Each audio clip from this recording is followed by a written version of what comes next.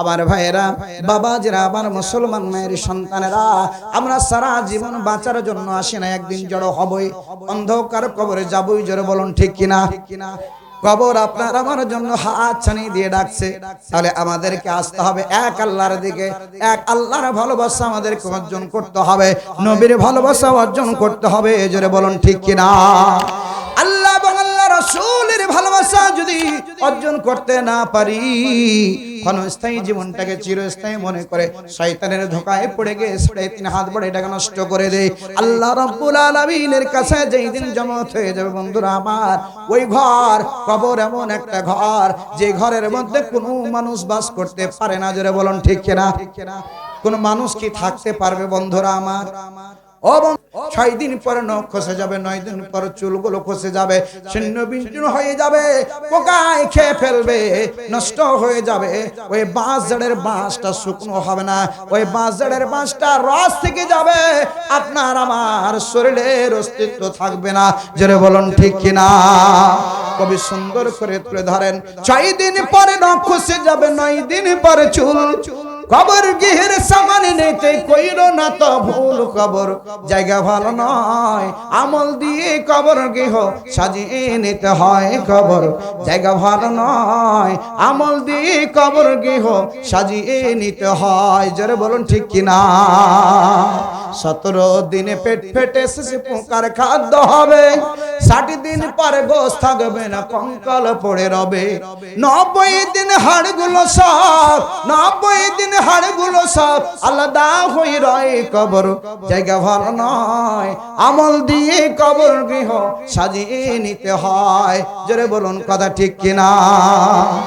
ও বন্ধুরা আমার, বাবাজিরা আমার, মুসলমান মায়ের সন্তানেরা, আমরা সারা জীবন থাকার জন্য আসি নাই, চলে যাব। অন্ধকারে যাওয়ার, কবরে যাওয়ার পূর্বে মুসলমান হয়ে মরতে হবে। আল্লাহ রাব্বুল আলামিন আদেশ করেছেন, ইয়া আইয়ুহাল্লাযীনা আমানুত্তাকুল্লাহা হাক্কা তুকাতিহি ওয়া লা তামুতুন্না ইল্লা আনতুম মুসলিমুন। মুসলমান না হয়ে মৃত্যুবরণ করতে আল্লাহ নিষেধ করার কারণ শুধু একটাই, তারা দরের বান্দারা জাহান্নামে হয়ে যাক, তারা দরের বান্দারা জাহান্নামের আগুনে পড়ে যাক। আমার আল্লাহ রাব্বুল আলামিন তা পছন্দ করেন না। জোরে জোরে বলুন কথা ঠিক কিনা? ও বন্ধুরা, মুসলমান মায়ের সন্তানেরা, সোনামণির যুবক ভাইয়েরা, সব ভালোবাসা আল্লাহ এবং আল্লাহ রাসূলের জন্য হোক।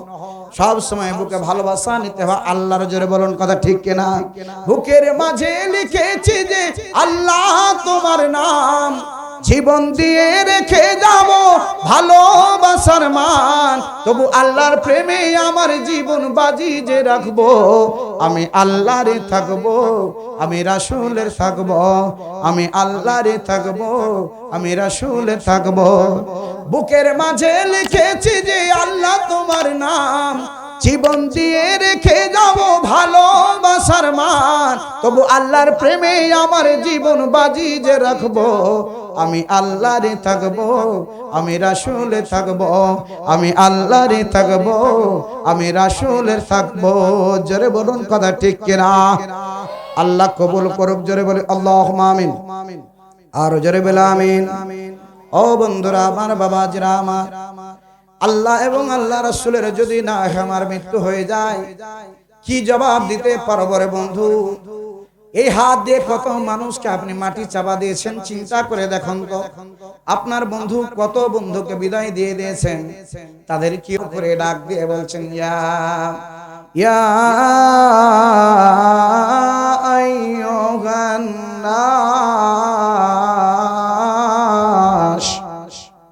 হে বিশ্বের মানুষ, কুলু মিম্মা ফিল আরজি হালালান তাইয়্যিবান, আমি যে তোমাদের হালাল এবং পবিত্র খাবারগুলো দিলাম সেইগুলো ভক্ষণ করো। আমি আল্লাহর খাব, আমি আল্লাহর খেয়ে, ওয়ালা তাত্তাবিউ খুতুওয়াতিশ শাইতান, আমি আল্লাহর খেয়ে শয়তানের শুকরিয়া আদায় করো না, শয়তানের দল দল ভক্ত হয় না, একমাত্র আল্লাহর গুণগান গাও। জোরে বলুন মারহাবা। তাহলে শুকরিয়া আদায় করা দরকার আছে না নাই? খালাকাল ইনসান আল্লামাহুল বায়ান, সৃষ্টি করেছেন কে? কথা বলার ক্ষমতা দান করেছেন কে? কবি সুন্দর করে তুলে ধরেন, কে দিল তোর মুখে হাসি, এত মধুর কথা কেমনে রে তুই বুঝতে পারিস আপন জনের কথা। যারা বলুন কথা ঠিক কিনা? ডিমগুলো সব একই রঙের, পার্থক্য নাই মোটে, সাদা কালো বাচ্চাগুলো কেমন করে ফোটে। আমরা সবাই বাস করি ভাই এই দুনিয়া রঙে, হাতের লেখা মুখের চেহারা মিলে না কারো সঙ্গে, আর মিলে না গলার কণ্ঠ বৃদ্ধাঙ্গুলের টিপ। আল্লাহ তাআলা একজন আছেন প্রমাণ হলো ঠিক। লিল্লাহে তাকবীর, লিল্লাহে তাকবীর। আমার ভাইরা, মুসলমান মায়ের সন্তানেরা, আল্লাহ রাব্বুল আলামিন আপনাকে আমাকে সুস্থতা রেখেছেন, ভালো রেখেছেন, এই জন্য গুণগান গাইবো আমার আল্লাহর। জোরে বলুন ঠিক কিনা? ও বন্ধুরা, সুস্বাস্থ্য আল্লাহ রাব্বুল আলামিনের পক্ষ থেকে বিরাট একটা নিয়ামত। জোরে বলুন কথা ঠিক কিনা? কোটি টাকার মানুষ যদি হয়ে যায় আর যদি তার শরীর না চলে, তার জীবনে কিছুই ভালো লাগে না। জোরে বলুন ঠিক কিনা? আল্লাহ বলেন সুম্মা লা তুসআলুনা ইয়াওমাইদিন আনিন নাঈম। আমি আল্লাহ রাব্বুল আলামিন সকল নিয়ামত সম্পর্কে, যত নিয়ামত দান করেছি, সকল নিয়ামত সম্পর্কে আমি আল্লাহ রাব্বুল আলামিন কিয়ামতের দিন জিজ্ঞাসা করব, যে নিয়ামতগুলো ভোগ করছিস, স্ত্রী সন্তান পরিবার জায়গা জমি টাকা পয়সা চেহারা সুরাত সুস্বাস্থ্য ভালো স্বাস্থ্য, এক একটা আল্লাহর পক্ষ থেকে বড় নিয়ামত। জোরে বলুন ঠিক কিনা? যার একটা বাচ্চা হয় না সে জানে এর কত ঠেলা। জোরে বলুন ঠিক কিনা? কাউকে শুধু ছেলে দেয় মেয়ে হয় না, এই জন্য যন্ত্রণায় আছে, আছে না নাই? কাউকে আল্লাহ রাব্বুল আলামিন শুধু ছেলে দিচ্ছে, শুধু মেয়ে দিচ্ছে, ছেলে হয় না, এই জন্য কত সে কবিরাজের বাড়ি বাড়ি দৌড়ায়, আছে না নাই? ছেলে দেওয়ার মালিক কে? মেয়ে দেওয়ার মালিক কে? দুটাই দেওয়ার মালিক কে? একটাই না দেওয়ার মালিক কে? যারা বলুন কে? আমার ভাইয়েরা, কাউকে দিলাম 10টি সন্তান, শুয়ার জায়গা নাই। কাউকে দিলাম আঢাল সম্পদ, একটা সন্তান নাই। জোরে বলুন কথা ঠিক কিনা? আমার বন্ধুরা, আমরা যে রিজিক খাই সেটাও আল্লাহর পক্ষ থেকে একটা নিয়ামত। আমরা কবুতরের ঘর থেকে, কবুতরের খাত থেকে কবুতরের বাচ্চাটাকে টেনে হেঁচড়ে মায়ের চোখের সামনে, মা কবুতরের চোখের সামনে জবাহ করে দিয়ে বিসমিল্লাহ আল্লাহু আকবার বলিয়া, মা কবুতর ধড়ফড় করে আমার বাচ্চাকে জবাহ করে দিল বাড়ির মালিক। বাড়ির মালিক, ওই বাড়ির মালিকের দিকে মা কবুতর তাকিয়ে থাকে আর ডাক দেয়, ও বাড়ির মালিক রে, আমার বাচ্চা, আমি কবুতরের বাচ্চাটাকে আমার ঘর থেকে টেনে হেঁচড়ে বের করে জবাহ করে দিলে, আমার বাচ্চাটাকে জবাহ করে দিলে, আমার কলিজার টুকরো সন্তানটাকে জবাহ করে দিলে আমার চোখের সামনে। হ্যাঁ, জবাহ করে দাও।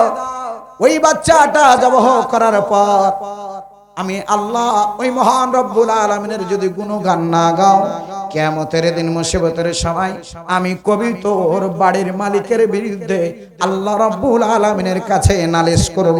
জোরে বলুন সুবহানাল্লাহ, আর জোরে বলুন সুবহানাল্লাহ। সেই আল্লাহর শুকরিয়া আদায় করা দরকার আছে না নাই? জোরে বলুন আছে না নাই? আপনাকে আমাকে আমার আল্লাহ দেখছেন না? দেখছেন না? দেখছেন না? দেখছেন না? আমরা কি করছি, কি বলছি, সব কিছু শুনছেন কে?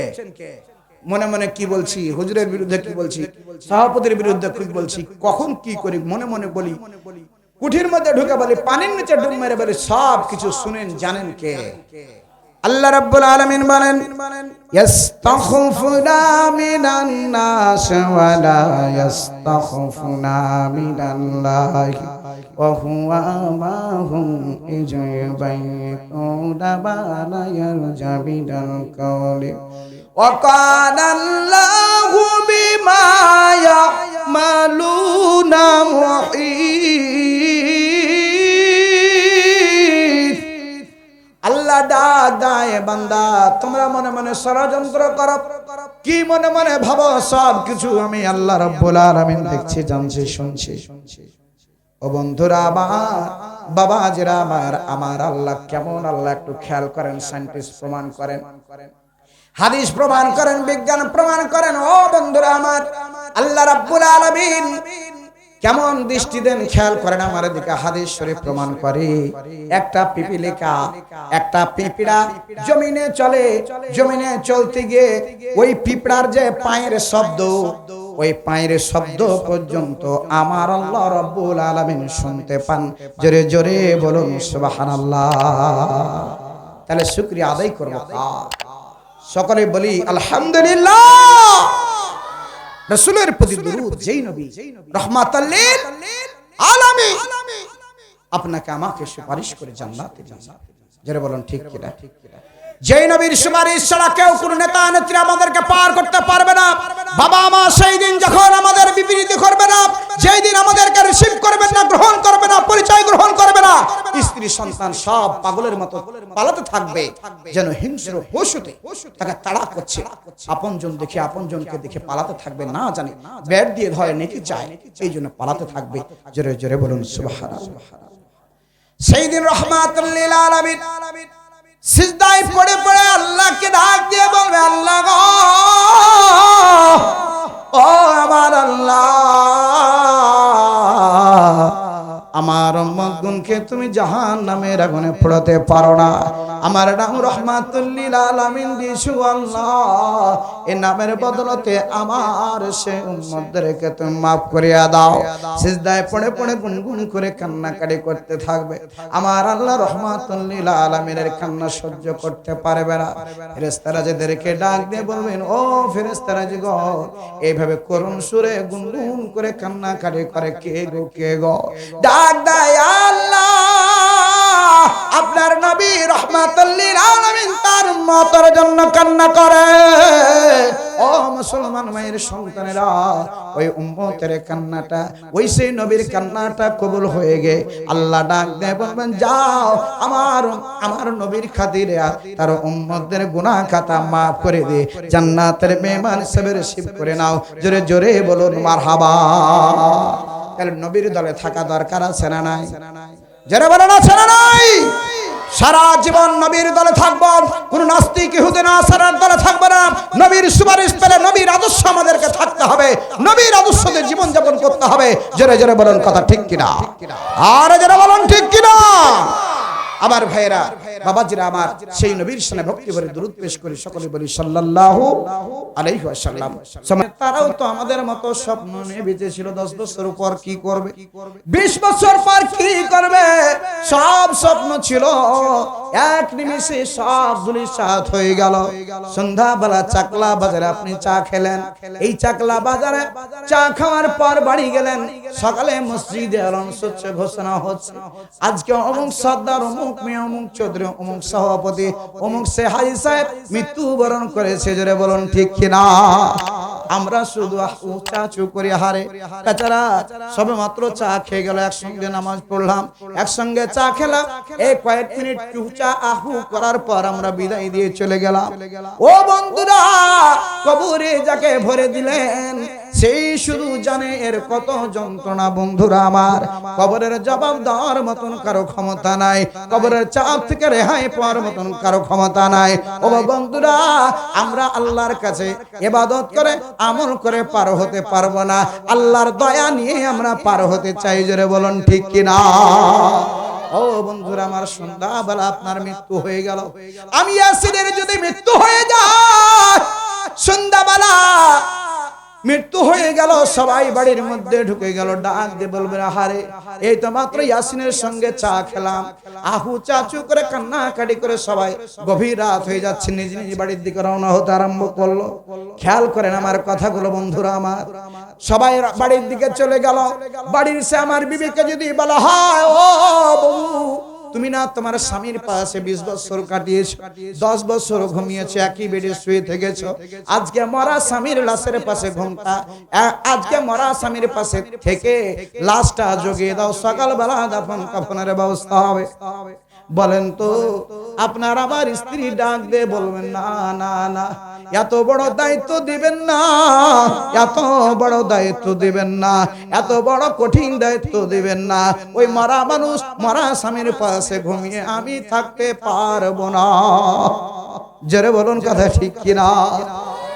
ও বন্ধুরা, আপনার বড় ছেলেটাকে গ্রামের সর্দার মুরব্বী হাজী সাহেব মসজিদের ইমাম যদি ডাক দেয়, বলেন তুমি না বড় সন্তান, যাও যাও তোমার বাবার পাশে ওই মরা লাশের পাশে ঘুমিয়ে থেকে রাতটা কাটিয়ে দাও।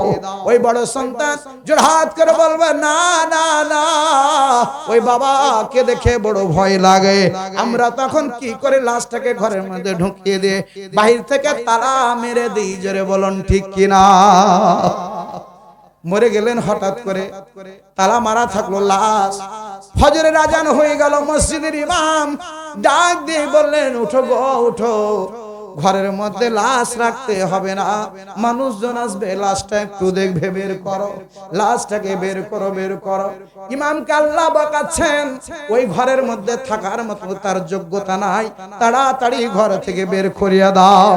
কেউ এসে বলবে না তার বড় মেয়েটা সুন্দর একটা জুব্বা দিয়েছিল শেষবারের জন্য, একবার পরিয়ে দেখো তো দেখি কেমন সুন্দর লাগে। সবাই বলবে দেরি করো না, দেরি করো না, আরে বারান্দায় আনবে না লাশ, বারান্দায় মানুষ ধরবে না, তাড়াতাড়ি আঙ্গিনায় করো। তার মানে হলো তার ঘরের মধ্যে থাকার কোনো অধিকার নাই, বারান্দায় থাকার অধিকার নাই, ওই ঘর থেকে বারান্দা থেকে আঙ্গিনায় করে দাও। ডাক দিয়ে বলবেন দেরি করতে নাই, দেরি করতে নাই, লাশকে রেখে দেরি করতে নাই রে আল্লাহর বান্দারা, ট্রেনটা খুব তাড়াতাড়ি করো। মাত্র 2-3 ঘন্টা 4 ঘন্টার ব্যবধানে ফাইনাল হয়ে গেল ডেট, সকাল 9টার সময় মৃত্যু। ওই সেই ব্যক্তির দাফন কাফনের ব্যবস্থা হবে।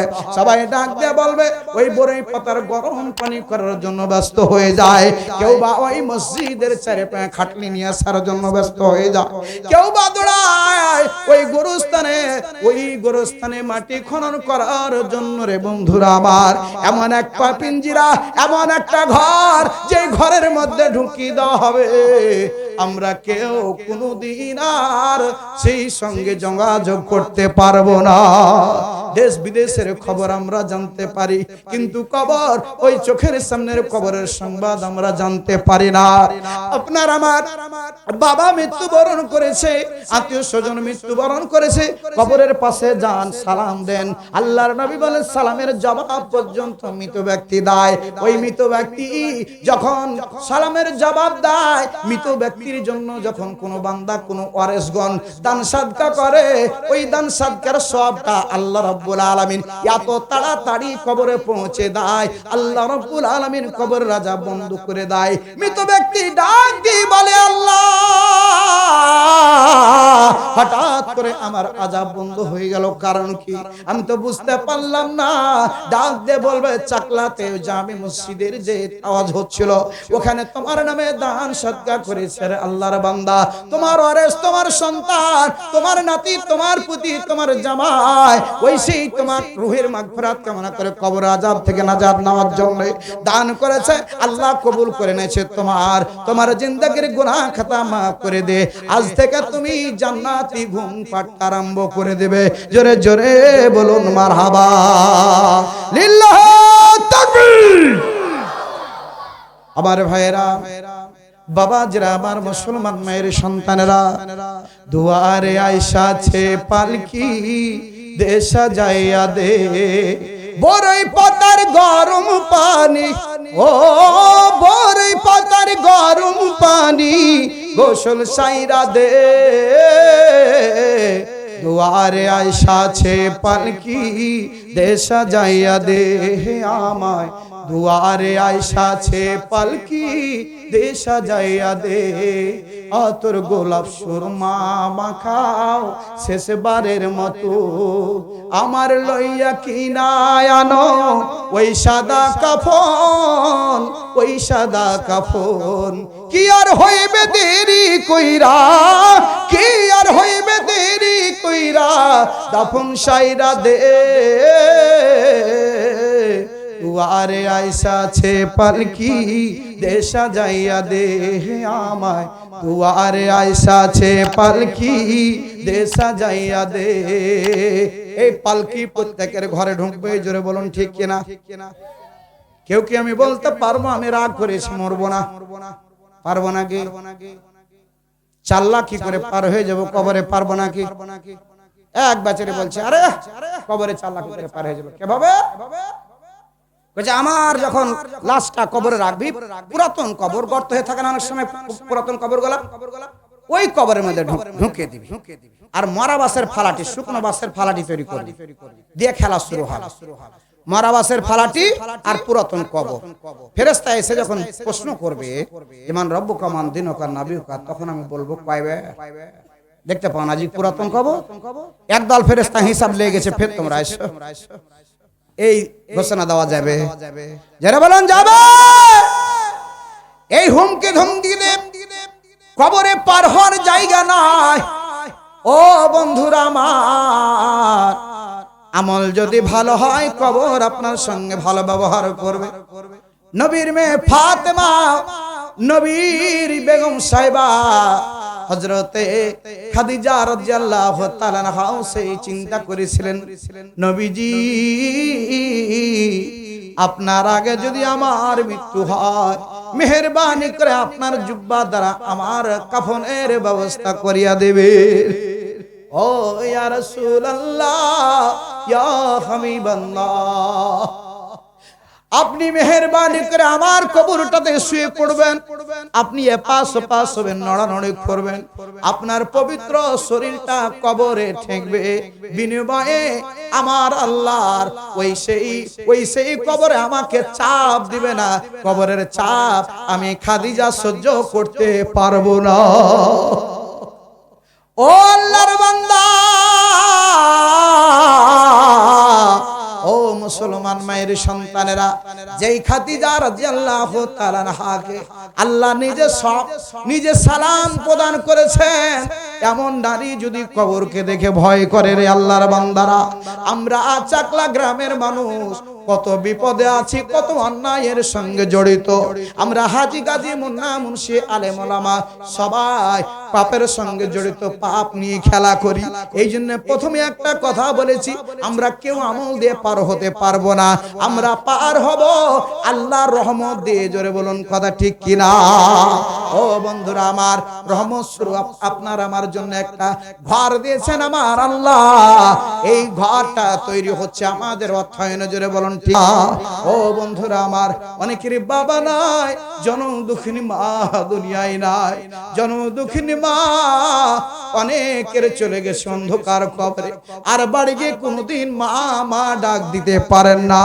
আব্বা আব্বা ডাক দিতে পারেন না ওই বাবা মাকে মধুর সুরে যদি ডাক দেন আল্লাহর আরশের আজিম পর্যন্ত খুশি হয়ে যায় জোরে জোরে বলুন মারহাবা ও বন্ধুরা বাবা মাই হচ্ছে আপনার জন্য ওয়া জান্নাতুকা ওয়া নারুকা আপনার আমার জন্য জান্নাত আপনার আমার জন্য জাহান্নাম ওই বাবা মার সেবা করলেন তো আল্লাহর সন্তুষ্টি অর্জন পেয়ে গেলেন বাবা মার দিকে সুদৃষ্টি দিয়ে ভালোবাসার দৃষ্টি দিয়ে একটু তাকালেন তো কবুল হজের সমান সব আল্লাহ রব্বুল আলামিন বান্দার আমল নামায় লিপিবদ্ধ করিয়া দিল জোরে বলুন মারহাবা ও বন্ধুরা আমার আল্লাহর নবী রাহমাতুল লিল আলামিন মেরাজে গেছেন লক্ষ্য করলেন আল্লাহর নবী শুনতে পেলেন নুমান ইবনে সাবিত নামক একজন সাহাবী জান্নাতের মধ্যে কোরআন মাজিদ তেলাওয়াত করছেন মেরাজ থেকে ফিরে এসে নুমান ইবনে সাবিতকে ডাক দিয়ে বলেন আল্লাহর বান্দা কি এমন গোপন আমল তুমি করো যার বদলতে আমি শুনলাম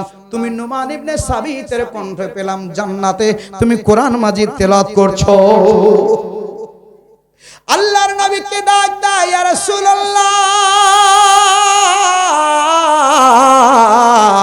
আল্লাহর কসম করে বলে অতিরিক্ত কোনো আমি নেকি উপার্জন করি না, বেশি এক্সট্রা কোনো আমার আমল নাই, কিন্তু একটা আমল করি বাবা মাকে খুশি রাখার জন্য, মাকে খুশি করার জন্য, মার সেবা এতটাই করি মা সন্তুষ্ট হয়ে প্রতিদিন আঁচল পেতে পেতে আমি মহান রব্বুল আলামিনের কাছে আমার জন্য দোয়া করে।